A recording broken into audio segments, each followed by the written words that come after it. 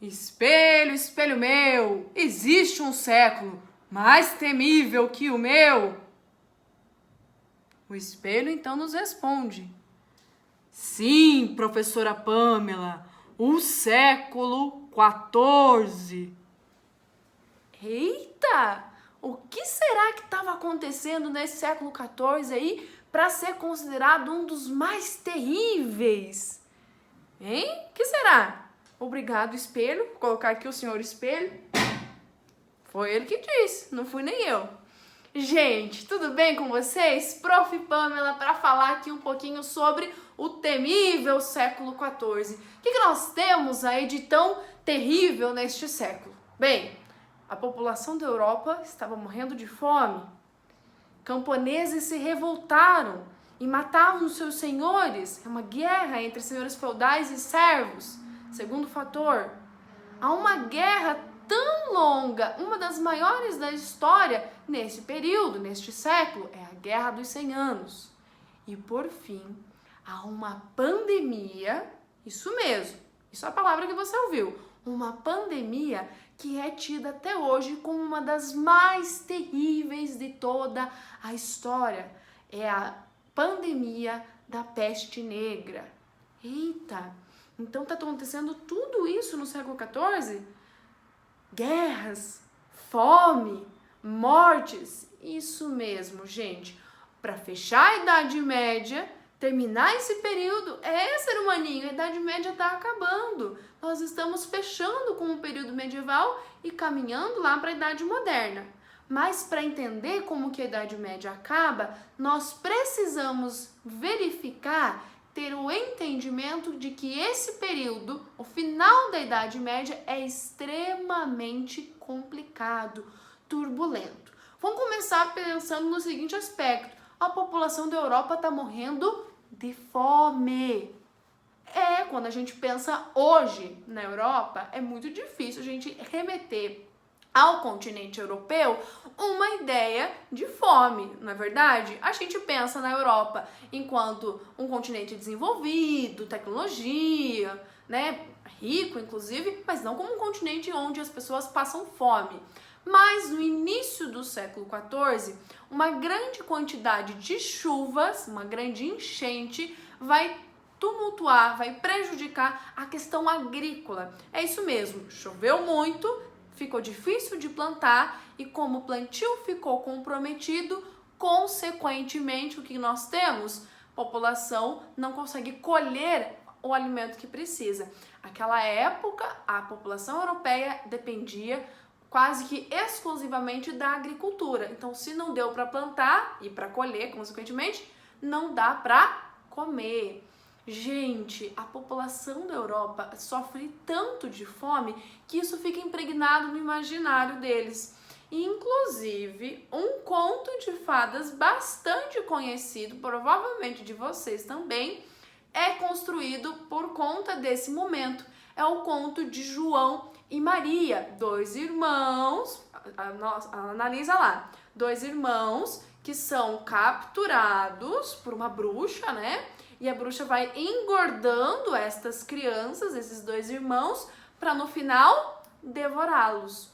É que, infelizmente, na prática, na história, muitas regiões da Europa passaram a vivenciar a prática de canibalismo.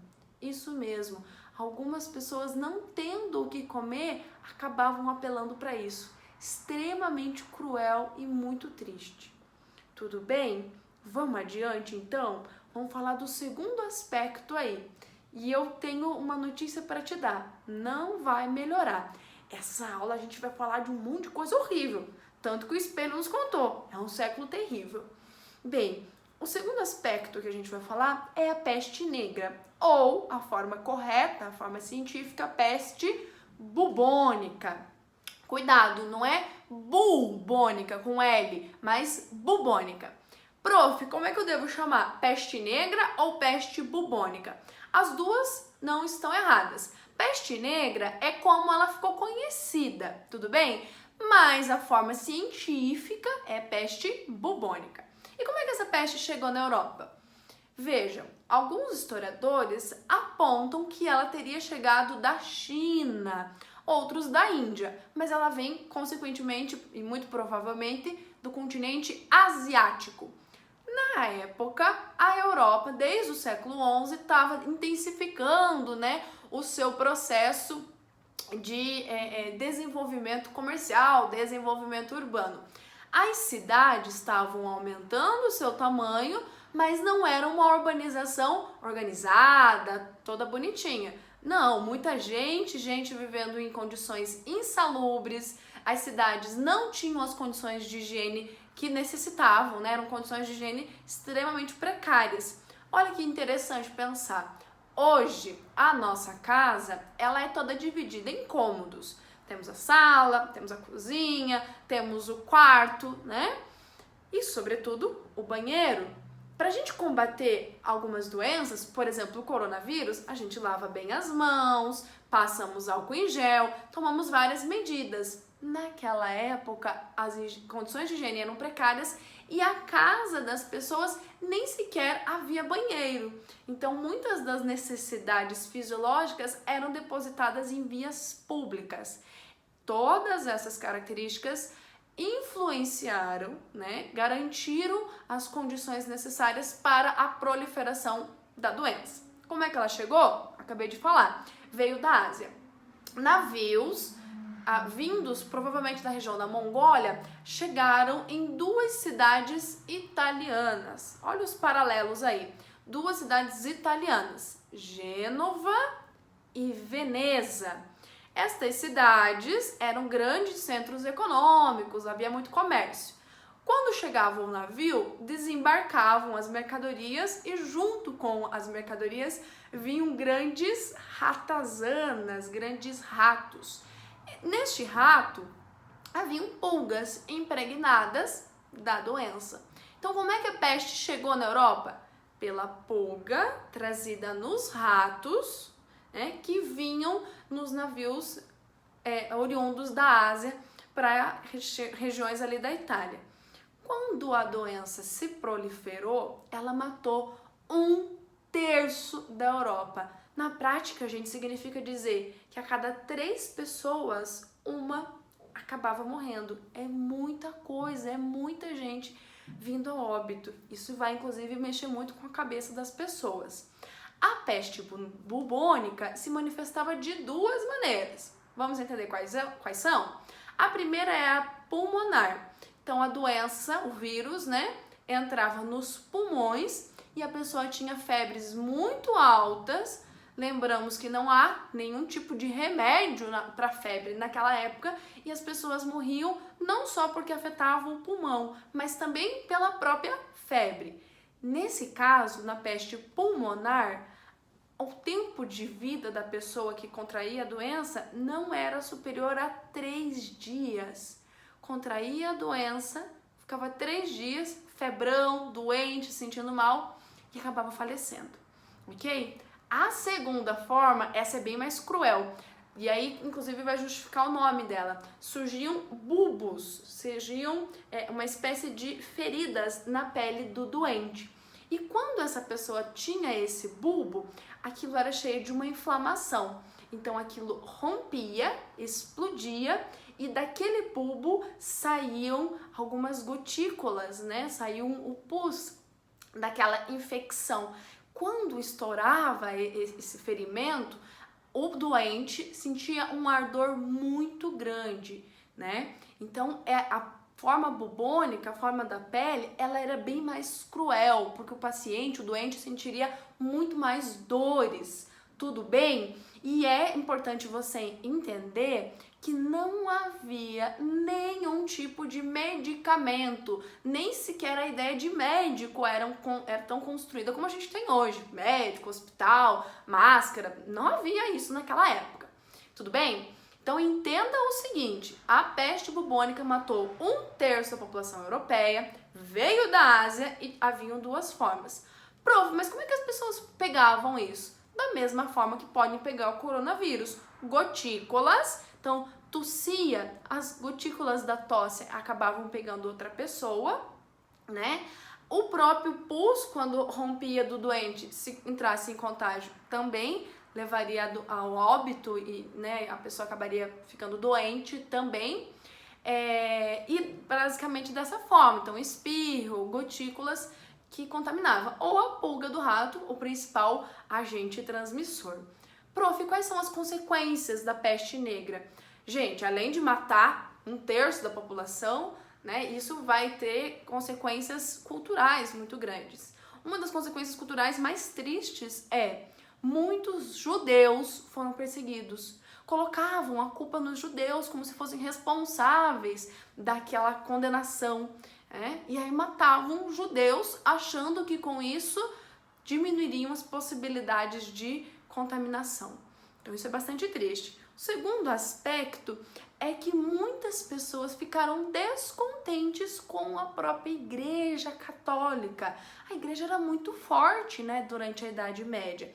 E é importante que você entenda o seguinte: algumas pessoas, né, tinham toda a sua expectativa nos padres, nos religiosos. E coitadinhos, os padres, eles não podiam sair das suas paróquias para atender esses doentes, senão eles também acabariam ficando doentes. Então muitas pessoas acabaram ficando magoadas, ressentidas com esse posicionamento aí que a igreja adotou, uma característica da época. Tudo bem? Então não se esqueça, a peste negra ou peste bubônica revolucionou, modificou o cenário europeu. Tudo bem? Por fim, né, para fechar aí esse aspecto, então se a pessoa não tinha morrido de fome, se a pessoa não tinha morrido pegado a peste negra, haveria uma outra possibilidade dessa pessoa arrumar problemas para si. É o seguinte: os servos na Idade Média tinham uma condição extremamente complicada, pagavam inúmeros impostos, você deve lembrar bem, talha, corveia, mão morta. Bem, depois de passar por tantas doenças, tantos problemas, enterrar familiares, né? Os servos não queriam mais pagar impostos, não estavam mais satisfeitos com aquela condição de vida tão precária. Diante disso, muitos servos se revoltam e começam a fazer esses levantes, sobretudo na França e na Inglaterra. Mas são servos. Os nobres, inclusive, falam: quem é que está se manifestando contra mim? E aí algum nobre vai falar: são uns João Ninguém. Hoje a gente usa essa expressão João Ninguém para falar de uma pessoa que está em condições sociais precárias. Na França, a palavra referente a João Ninguém é Jacquerier. Ó que chique, Jacquerier. Até para falar João Ninguém, os franceses colocam um charme. Bem, então Jacquerier é toda a revolta camponesa feita por servos. Vamos entender o seguinte? Os servos estavam extremamente descontentes com aquelas condições, se revoltaram contra os seus senhores e isso eclodiu em guerras, em revoltas camponesas, as Jacqueriers. Muitos servos acabaram mortos, mas por outro lado, o senhor feudal também se viu numa situação complicada, muitos servos rebelando contra ele. Fechou, galera? Ainda não, porque a gente vai fechar essa aula falando da Guerra dos 100 Anos. A Guerra dos 100 Anos, na verdade, vai durar um pouquinho mais. Vai durar 116 anos. E quem é que luta esta guerra? França e Inglaterra. Dois grandes estados europeus, na época já eram fortes e estavam disputando a coroa, o poder, político da época. França disputava a coroa, o rei da Inglaterra achava por direito que o trono deveria ser dele, mas há também uma disputa econômica, tudo bem? Nessa disputa econômica, o que acontece é que a França tinha uma região muito rica chamada de Flandres e a Inglaterra queria esse território para ela. Flandres é o centro da disputa entre Inglaterra e França. Quem é que ganha essa guerra? Ela tem várias fases, 3 para a gente dizer mais especificamente. Na primeira fase, quem ganha é a Inglaterra. Na segunda fase, eles fazem um acordão. E na terceira e última fase, quem ganha, entre aspas, é a França. Por que entre aspas, prof?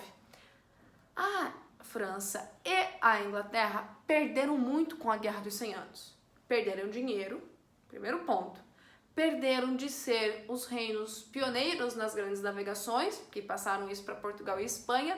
Enquanto Portugal e Espanha estavam desenvolvendo embarcações e indo navegar, a França e a Inglaterra estavam lá guerreando. Então, na prática, embora a França tenha ganhado o domínio da região de Flandres, que já era dela, a grande questão é que prejudicou economicamente os dois territórios. A única coisa que fortaleceu foi a ideia de uma nação. O francês vestia cores, né? Pintava a sua face, ia pra guerra e gritava: eu sou francês. O inglês fazia isso do outro lado. Isso fortaleceu um sentimento de patriotismo, tanto na França quanto na Inglaterra. Tudo bem? Gente, são várias informações, mas é porque o século XIV não é fácil. Mas eu vou sintetizar aqui no final para que fique mais eficaz para você. Vamos entender o seguinte? Século XIV é temível porque começa com muita fome. Chuva demais, em abundância, prejudica a agricultura e a população passa fome. Segundo ponto, peste negra. Cidades em condições insalubres ajudam a proliferar uma das piores pandemias do mundo, a peste negra, a peste bubônica. Terceiro aspecto, camponeses, servos se revoltam contra os seus senhores e surge a revolta Jacquerie, sobretudo na França, mas também acontece na Inglaterra. E por falar em França e Inglaterra, o século XIV termina com a Guerra dos 100 Anos, que inclusive se estende até o século XV, entre França e Inglaterra, pela disputa da coroa, do poder real, mas também por uma região de rico poder comercial e econômico, a região de Flandres. Quem ganha a guerra é a França, mas ambos acabam saindo perdendo. Ok? Espero de coração que tenha ficado claro, mas se não ficou, manda pra mim, tá? Manda lá no fórum que eu vou ter o prazer imenso de ajudar você a entender. Beijo grande, até a próxima, gente!